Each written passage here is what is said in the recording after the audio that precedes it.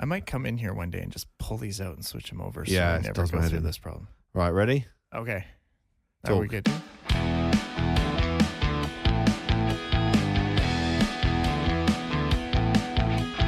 Welcome to the Edible Valley Podcast. We want to invite you as we embark on a culinary journey through the heart of Vancouver Island From the fertile fields, to the pristine waters of the Pacific Ocean.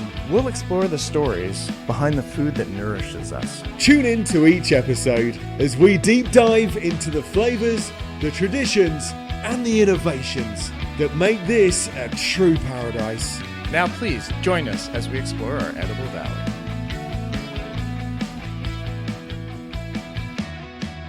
Okay. Okay, let's start the podcast. Get it going. Yeah. Now, the funny thing is that the beginning of the podcast was you threatening to come into the studio that's been generously donated by 98.9 Jet FM. What, could you want to repeat that? I was going to start moving speakers around and microphones and sort of redoing this so it's more custom for my own liking thing. You were joking, though, weren't you? Definitely. All right. Well, it's great to say hello in 2025. I mean, Yeah. this is I haven't done any microphone work for 2 weeks because I did all my radio stuff in advance. Right. So this is your warming up your vocal cords again. Like, getting into okay, it. and I've been in front of my desk all day. God, this is my life story. What's the word? Violin. I've been in front of my desk all day doing paperwork.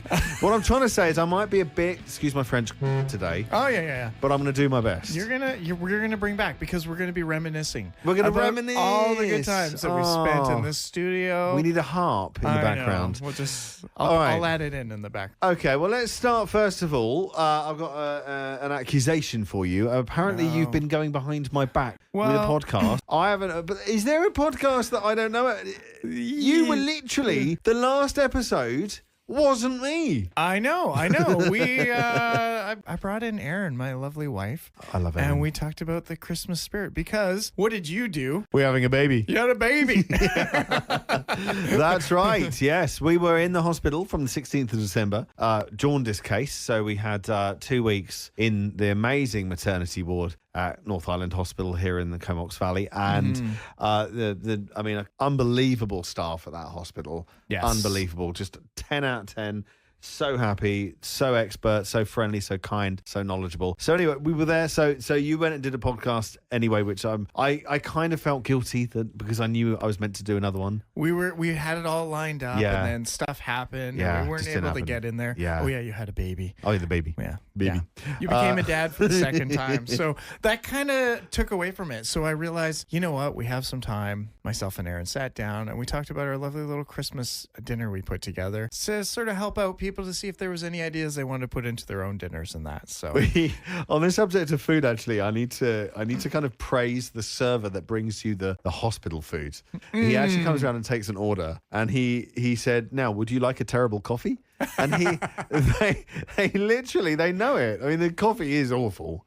I don't know how you can make a coffee so bad that you would rather have water in the morning when you're not getting any sleep with a new baby. You know, but it's that bad. You know what? I honestly think we need to have a little food talk about hospital food because I spent some time, unfortunately, in the hospital over this break here too because, unfortunately, my lovely daughter fell off a horse and cracked some ribs. New Year's Eve. So it was a little bit difficult. It was a little scary because I was out of town with Erin again, and we were actually down in Seattle to find out this news. We got to go to the Pike's Place Market. Oh, yeah, the Chuck in the Fish Market. Yes, Yeah. amazing. We did a chef's tour.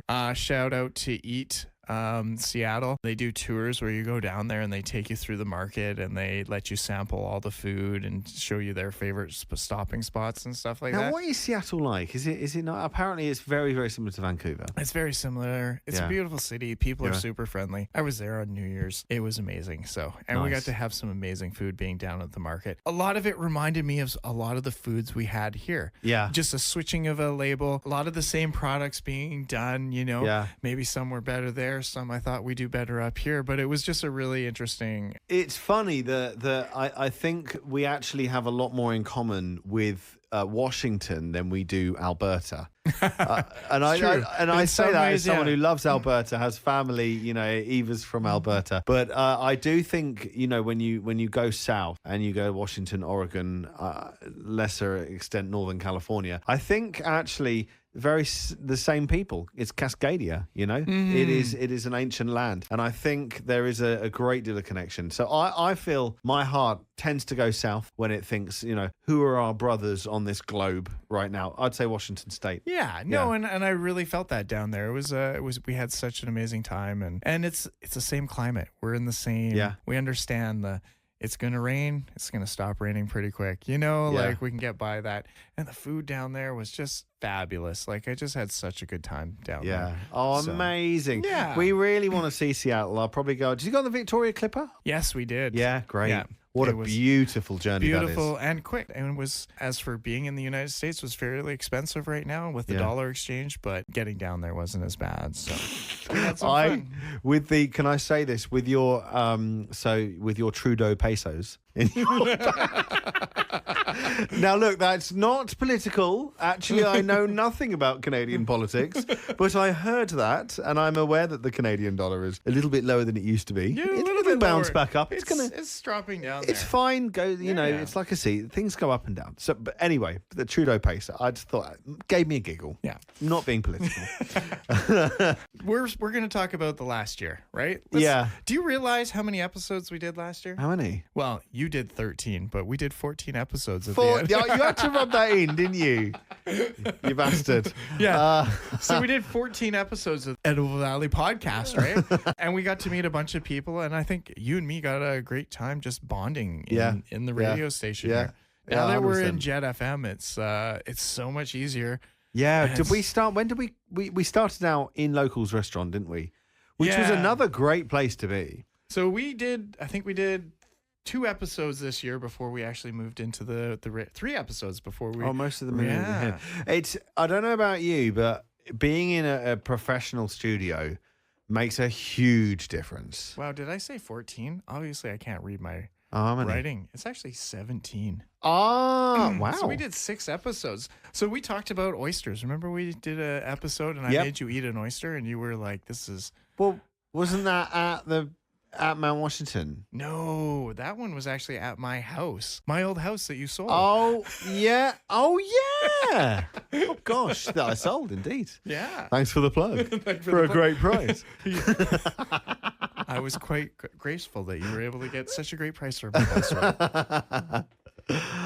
Yeah, I remember that, and did I say, because if I said I didn't like oysters, I actually do like oysters. I used to serve, I used to do backroom stuff in a restaurant in Ontario that shall remain nameless. Are you allowed to talk about this on the podcast? Yeah. Backroom stuff? Backroom. It's past the watershed. We can talk about anything we want.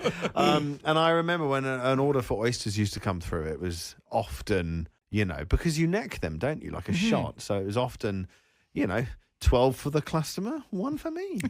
I didn't even like them, but I just thought, you know what? My life can't be too bad. I'm eating oysters. They're good and healthy for you as long as they're nice and fresh. Indeed. Exactly. Indeed. We also did a great episode on knives. We talked a little bit about Yeah. finding knives. I think we still have to revisit that one and come back and talk a little bit more about knives because I think we It's got so all-encompassing, isn't it? such a great one. Yeah. We also talked a lot about zero waste and reducing our food Waste? Yeah. It was, Wow.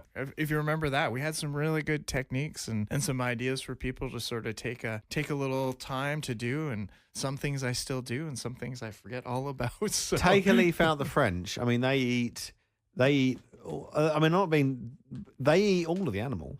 Mhm. I mean, they eat a lot of the animal. They naturally don't waste much.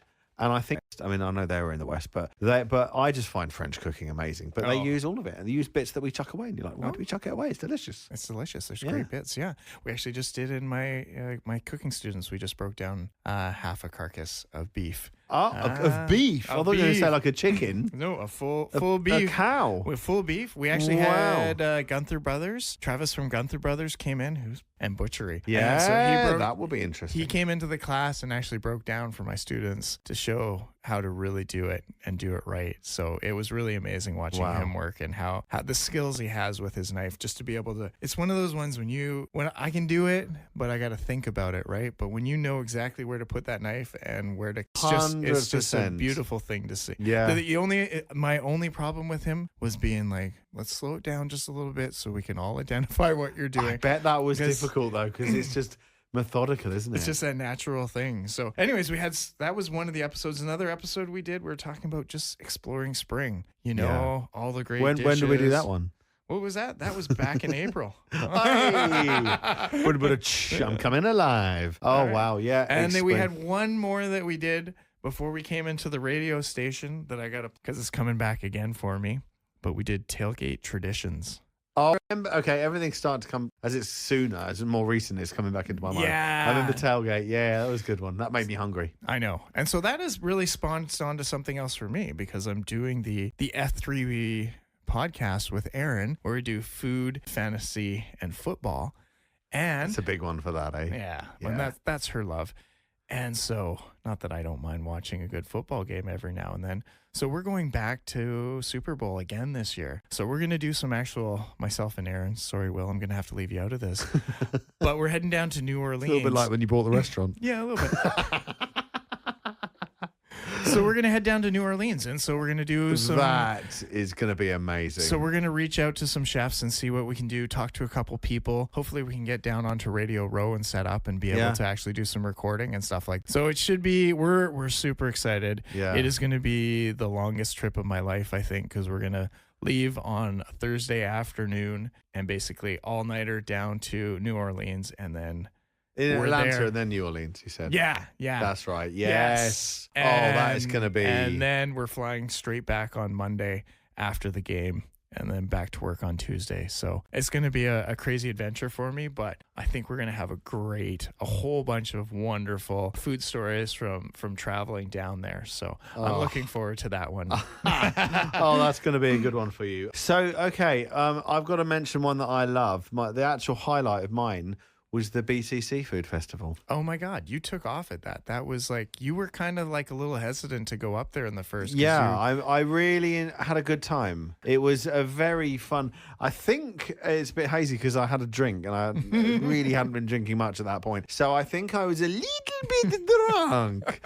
And I was recording as well, but we had a great time, didn't we? You were very chatty. Yeah, you had Ed Bell. What? You and Ed Bell made friends. Oh, yeah, Eddie boy. Yeah, no, didn't I call him Ned Bell? You called him Ed. His name's Ned.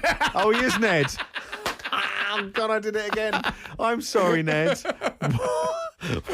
He took it in good grace.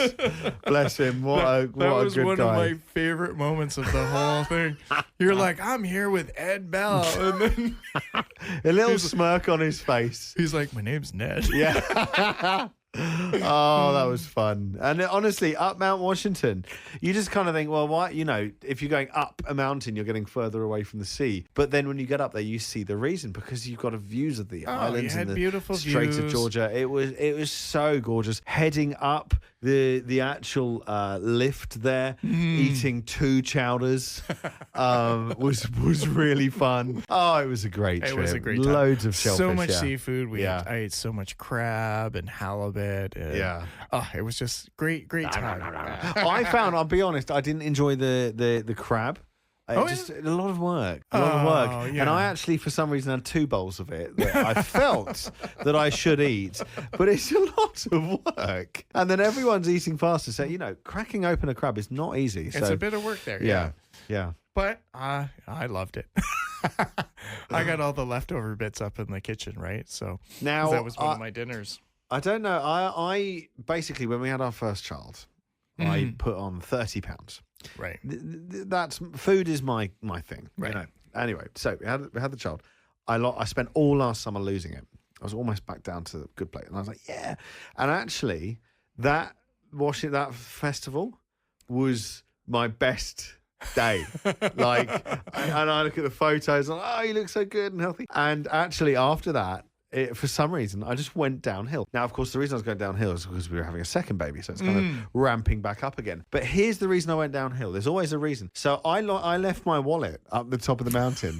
I dropped, who was it I dropped down? I dropped someone at the bottom of the mountain. That's right. Down in Comox. Yes. And then I realised the wallet, and I was like, I have to go all the way back up the mountain again. And so I ran into the gas station. I bought a giant bag of cheesies. Because it was gone midnight, and I was just done with it. And after that bag of cheesies, well, it never went back into a good place. Well, and that segues into our podcast about ultra-processed foods. Oh, there we go. Cheesies aren't that bad, by the way. There are many worse. That was a good one. That was more of a William Rants about food. Well, and it's something to really think about what you're eating and what are in there. And, you're allowed treats once in a while, but you have to really take care of your diet and take some time to think about what you're putting inside yourself. Yeah, so absolutely. it's all part of the food adventure, right? And the knowledge and knowing, we were in the Old Farm Market and we wanted to buy burritos. We're going to make burritos. Mm-hmm. And we looked at the ingredients of the regular tortillas that you might buy from the bread section. And we were looking at the diglycerides and the gums and we were like, you know what? It's actually not okay. We're not eating these things. Mm-hmm. It's not this is not food. Of we course. have a policy of only eating food, funny enough. And so we went into the freezer and found these ones that they weren't perfect, but they were much better. Yeah. Anyway, so it is about balance and it's about the knowledge. And if you were to have eaten those tortillas, you're not going to drop dead. No. You'll be fine. So, but taking responsibility. knowing Exactly. the knowledge. What other good ones? We did because me being up at the college and teaching right now, we got into a little bit about why get into cooking school. Fun episode. That was a good episode. I enjoyed that very much. And then we talked about the fifth taste. Oh, yeah. Gosh, that was recently, wasn't it? It's getting closer. We're getting really closer. Yeah. So we got into umami. Yeah, I remember that. Gosh, I've learned so much. So many little things that we've been babbling on about. Yeah. Thank you for joining in and listening with us. We really appreciate it, We appreciate it. We did a whole bunch about Thanksgiving and traditions. And then we finally got back into getting some guests in here. That was great. First guest we have, do you remember? Yeah. Was it there? It was a cookery book. Yes. Yeah. I love Josie that and book. Ryan. Yeah, Josie and Ryan. Yeah. And my fiance Eva actually found that book and started reading it and then showed her mum. And Jill, who's my mother-in-law, difficult woman to please, she was like, "Oh my God, that's a fantastic idea. You got praise."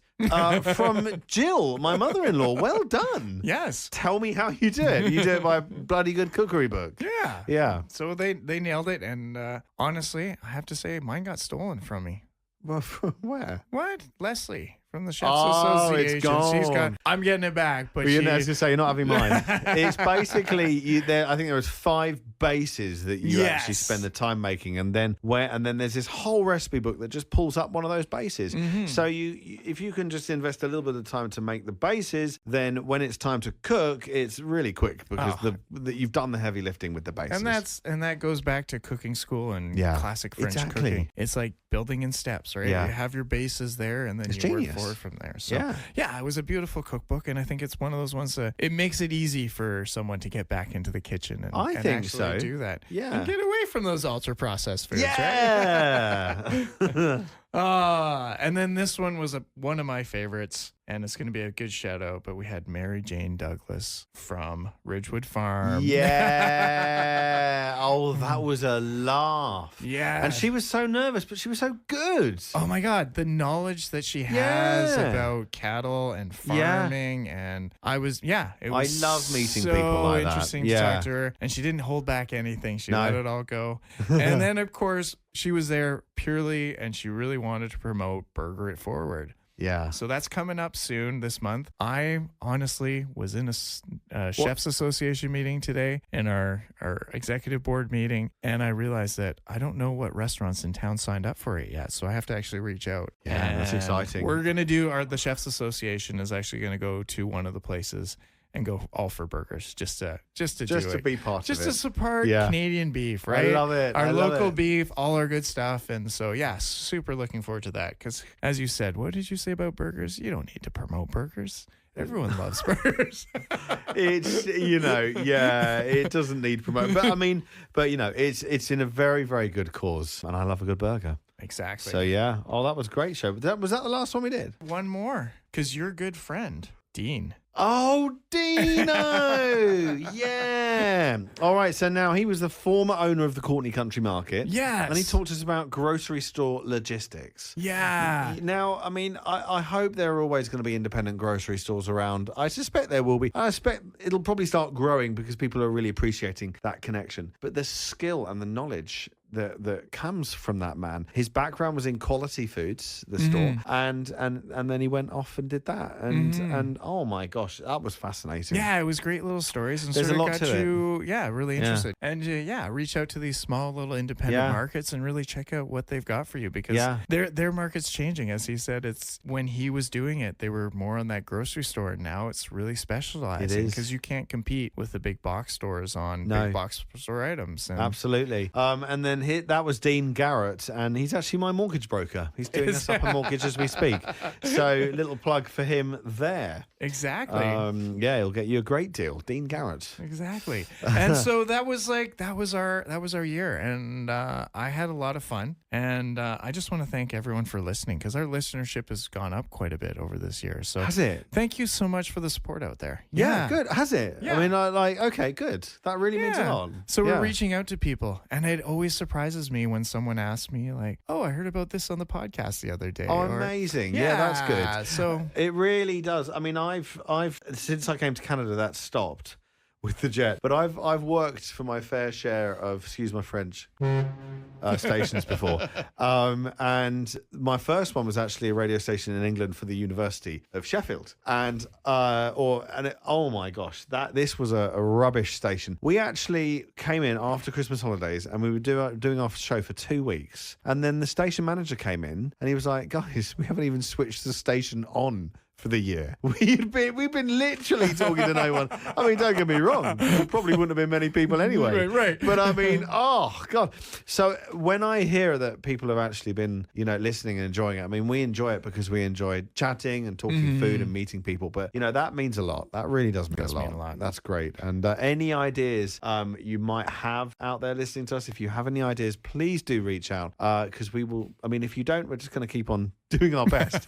But if you have any ideas, please let us know. We'd love to know. Yeah. And you know what? I have been very busy this year, and I've been able to connect with a bunch of people. And I think we have a really good lineup this year. Amazing. For all podcasts. Right. So we got a lot of local producers, a couple farmers. Great. We got a couple cooking professionals. So. Last year, we were both struggling. You were moving into this North Island College role, in a big way. It was a big year for me in real estate. It was it formed my second year last year, and it was a lot of building for me, and coming out to do this podcast was very, very difficult to put that time aside.